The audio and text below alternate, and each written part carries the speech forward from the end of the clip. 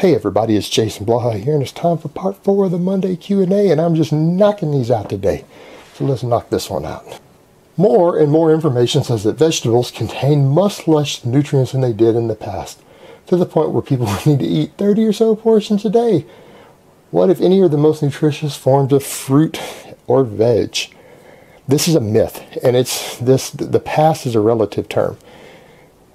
Are some of them producing a little less than the past a couple hundred years ago due to over-agriculture? Yeah, a bit. We refertilize with minerals, though, to get most of that back. And you got to remember, as long as they get the minerals, the water, and the sunlight they need, plants are producing most of these compounds that you need. All the actual vitamins themselves are actually, with the exception of the B12, all the other vitamins in your things are produced by them out of the base compounds and minerals. So as long as they get that stuff, they're okay. Now, number 2, these are all modern inventions. We know that Homo sapien is at least 200,000 years old, and we managed to get our vegetables done. Granted, we generally starved to death and died of malnutrition, and infections is the #1 cause of death. But we didn't have quite as nutritious of vegetables as we do today for the majority of human history. We cultivated and crossbred and selectively bred all these fruits and vegetables to have higher nutrient contents and to be easier to eat and digest than they occur in nature. All these foods we eat aren't naturally occurring. Everything from broccoli to bananas, all these superfoods you think of are human inventions. These things don't exist in the wild. We've invented these superfoods full of all these things. So actually this is wrong, although at the end of the day, I recommend you eat tons of them, not just because to hit the minimums, but because to make sure that you get all your phytonutrients, vitamins, and minerals, you should be eating lots of these things.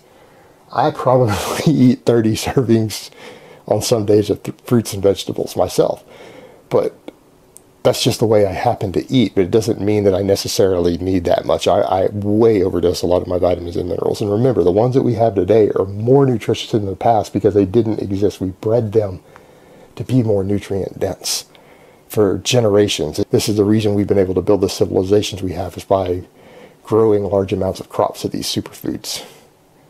And that's allowed us to increase our population larger than a tribe of 200 people in each region. All right, next question.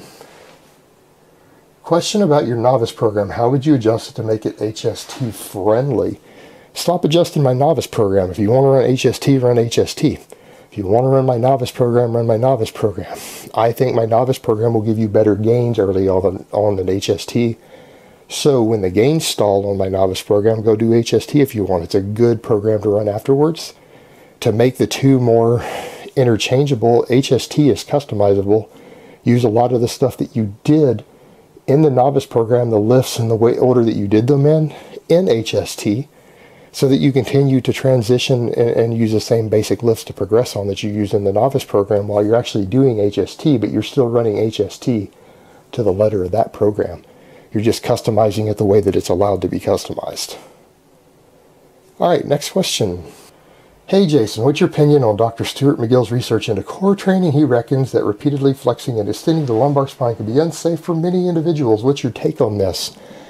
Well, all this research that shows that the lumbar spine isn't supposed to do this, that it's damaging, I'm going to say that those studies prove exactly what they studied. That it is unhealthy for the dehydrated, dead spine of a pig to be repeatedly flexed. We know from those studies that it damages it over time. But the question that most physiologists ask when they look at this data who don't accept it is, well, pigs aren't humans. And number 2, human tissue regenerates. If you were to do 100 crunches per day, but then you sleep, you eat food, you regenerate, you have hydration going to it, it pretty well repairs that damage. So it's not the same thing as if you did 10,000 flexions of your spine back to back by doing 100 a day over a 100-day period.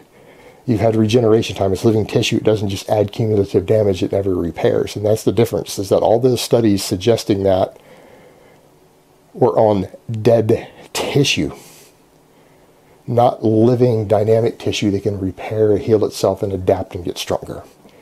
So I don't think much of that research, to be honest, the research out there on this stuff. And if you guys wanted to accept animal research at face value as applying to humans, then I would have an easy way to make all of you vegan, because we know, and we've proven conclusively, that animal protein causes cancer in rats. If you get 20% of your diet from animal-based protein as a rat, you will get cancer very, very quickly, and those tumors will grow very fast. So if you want to apply animal research to humans arbitrarily, well, let's go with that one and everyone can become a vegan. But we haven't proven that that happens in humans. The same thing, we're dealing with two different animals, two different scenarios. It doesn't always apply directly. Alright guys, that's really all I have to say on that today. I hope it has been informative, and I will talk to you guys next time.